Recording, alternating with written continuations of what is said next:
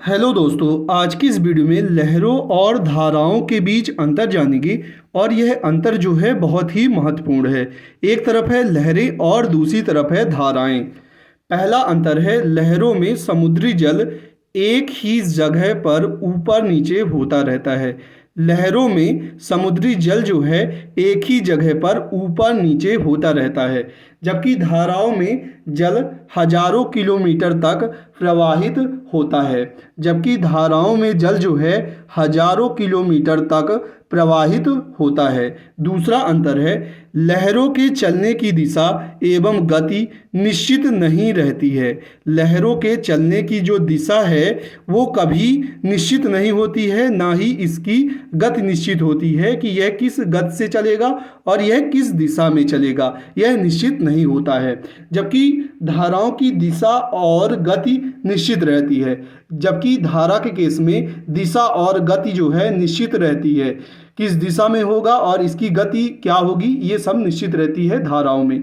तीसरा अंतर है लहरें वायु के थपेड़ों से उत्पन्न होती है। जो लहरें होती हैं वायु के थपेड़ों से उत्पन्न होती है, जबकि धाराएं पृथ्वी के घूर्णन जल के तापमान की भिन्नता आदि कारणों से उत्पन्न होती हैं। तो धाराएं किस प्रकार से उत्पन्न होती हैं?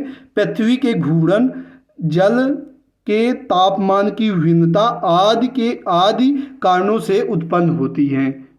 4 नंबर का अंतर है भूकंप और ज्वालामुखी के कारण उत्पन्न विशालकाय लहरें कई बार विनाशकारी हो जाती हैं। जो भूकंप और ज्वालामुखी के कारण उत्पन्न विशालकाय जो लहरें होती हैं कई बार विनाशकारी हो जाती हैं, जैसे आप सुनामी का उदाहरण ले सकते हो। चौथा अंतर है धाराएं कभी विनाशकारी नहीं होती हैं, सदैव शांत बहती हैं। जबकि धाराएं जो हैं कभी विनाशकारी नहीं होती हैं और ये सदैव शांत बहती हैं। 5 नंबर का अंतर है और यह अंतर आखिरी होगा।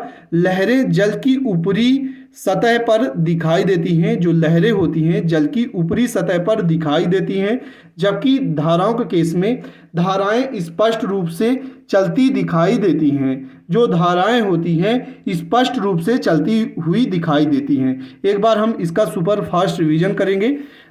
एक तरफ है लहरें और दूसरी तरफ है धारा। पहला अंतर है लहरों में समुद्री जल एक ही जगह पर ऊपर नीचे होता रहता है, जबकि धाराओं में जल हजारों किलोमीटर तक प्रवाहित होता है। दूसरा है लहरों के चलने की दिशा एवं गति निश्चित नहीं रहती है, जबकि धाराओं की दिशा और गति निश्चित रहती है। तीसरा अंतर है लहरें वायु के थपेड़ों से उत्पन्न होती हैं, जबकि धाराएं पृथ्वी के घूर्णन जल के तापमान की भिन्नता आदि के कारणों से उत्पन्न होती हैं। चौथा है भूकंप और ज्वालामुखी के कारण उत्पन्न विशालकाय लहरें कई बार विनाशकारी हो जाती हैं, जैसे सुनामी लहरें। जबकि धाराएं कभी विनाशकारी नहीं होती हैं, सदैव शांत बहती हैं। आखिरी है लहरें जल की ऊपरी सतह पर दिखाई देती हैं, जबकि धाराएं स्पष्ट रूप से चलती हुई दिखाई देती हैं। मिलते हैं इसी प्रकार के नए इंटरेस्टिंग वीडियो के साथ। आखिरी तक वीडियो देखने के लिए धन्यवाद।